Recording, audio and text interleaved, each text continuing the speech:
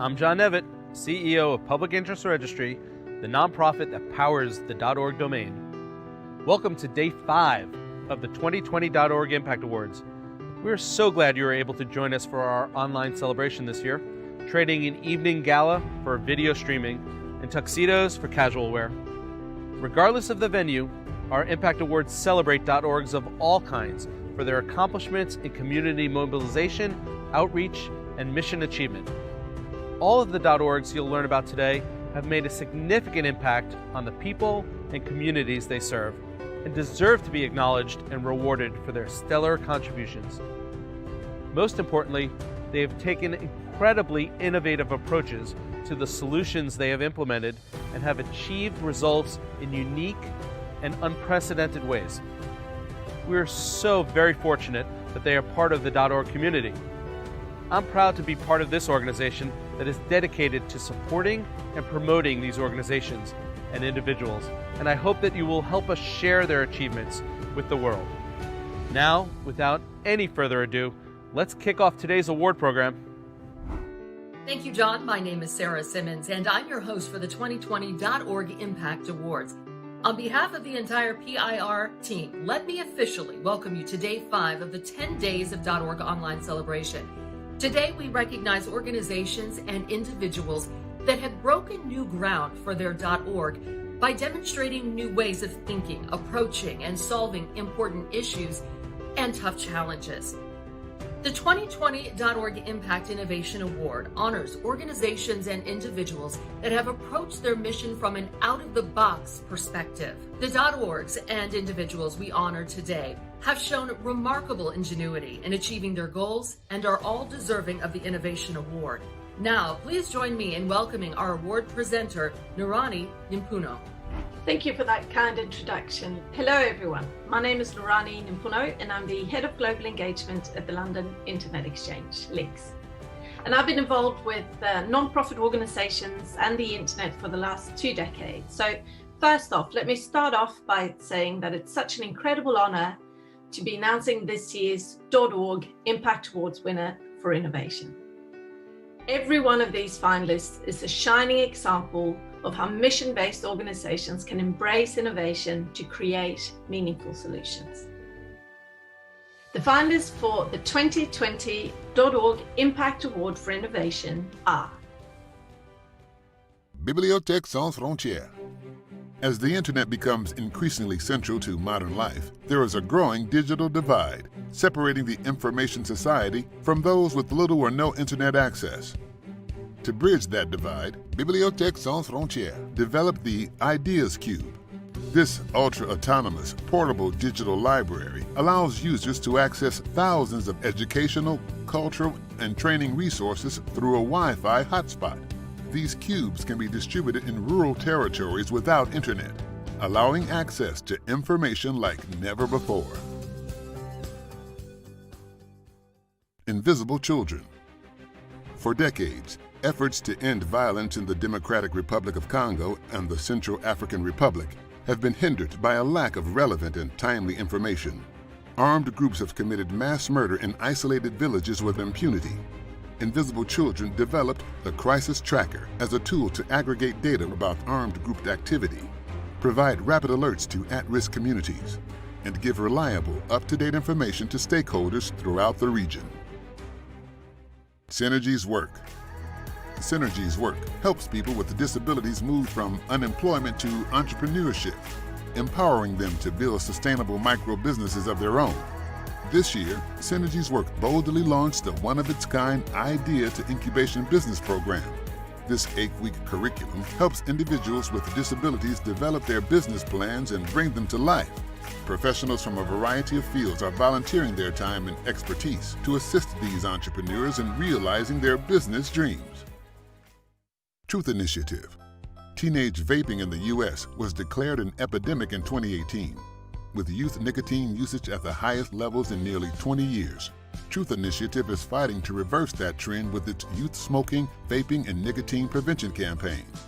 They developed This Is Quitting, a first-of-its-kind text message program that connects with teens directly and helps them quit.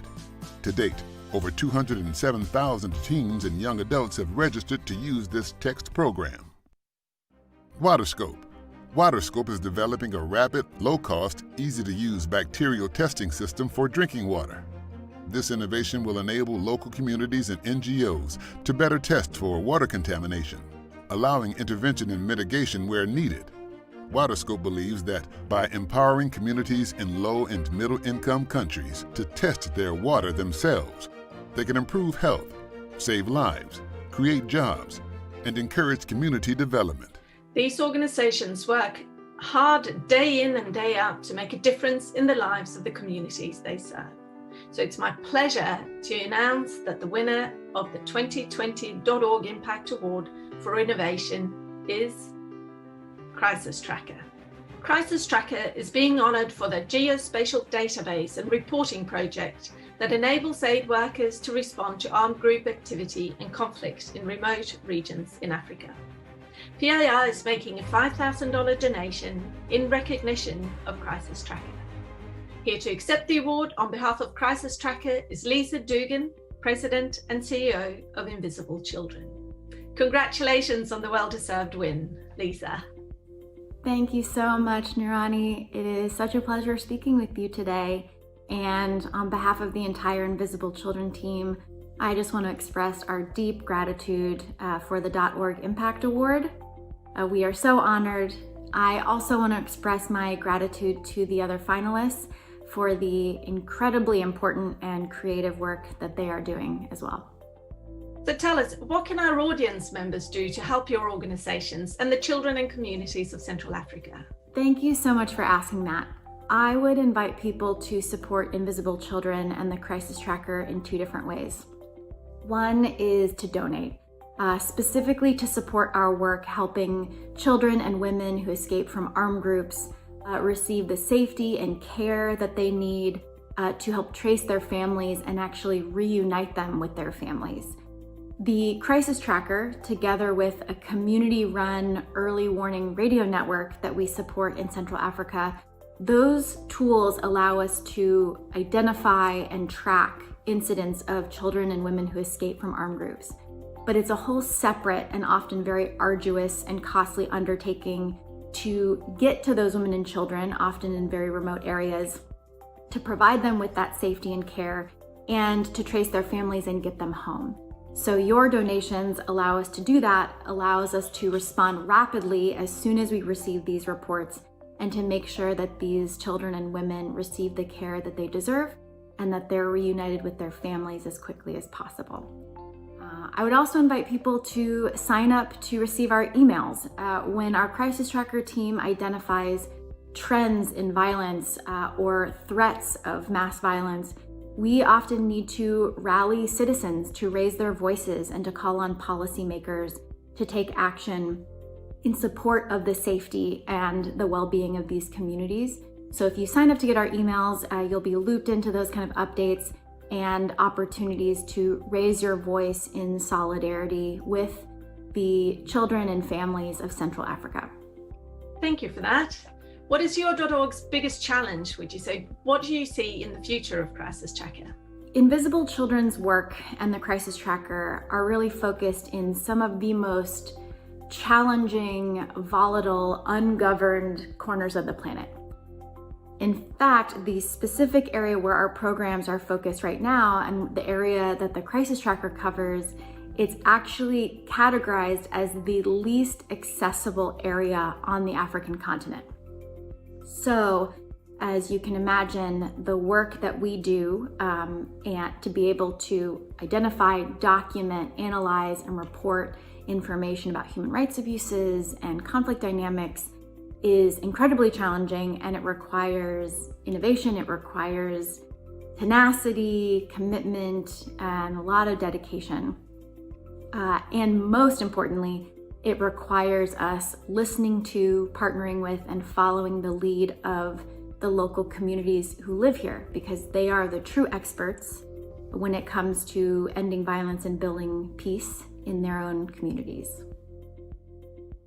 And I would say as we look ahead with the Crisis Tracker, we want to continue to strengthen the utility of the Crisis Tracker First, for the local communities themselves, we want to continue to provide more and better analysis that we can feed back to them to inform their own local on-the-ground peace-building efforts.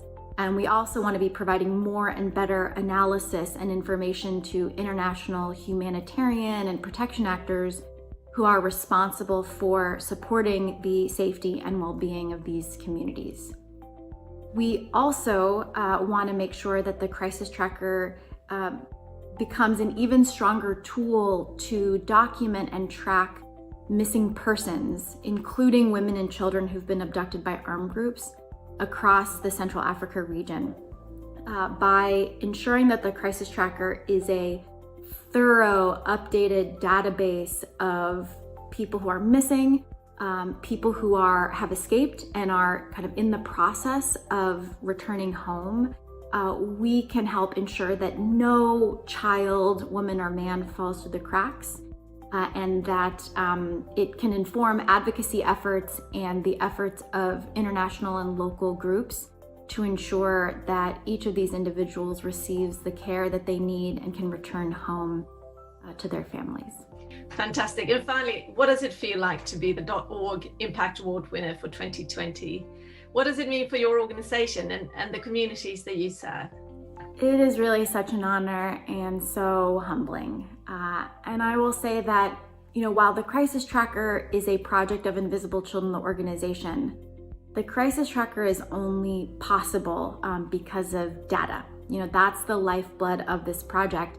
And we only have that data because of brave, dedicated local community members across Central Africa who day after day show up and document and report human rights abuses and conflict dynamics in their own communities.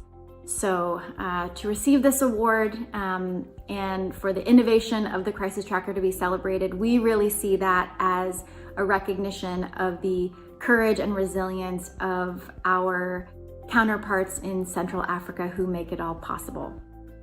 So thank you so much. We deeply appreciate this, and we're so honored even to be considered, and we're excited to leverage the .org Impact Award to further support the safety and well-being of communities across Central Africa. Lovely. Thank you very much. And on behalf of the PIR team, thank you so much for being here today. We wish you the very best as you continue your mission to track armed group activity in Central Africa and provide critical information to those who respond to and protect the civilian population. All the best of luck, and thank you again. Congratulations to our 2020.org Impact Innovation Award winner, Crisis Tracker. This brings day 5 of the 10 Days of .org celebration to a close. We hope you enjoyed our presentation, and we invite you to join us for day 6 next Monday, when we will announce the winner of the 2020.org Impact Award for advancing environmental sustainability. Thanks for watching. Have a great weekend, and we'll see you back here on Monday.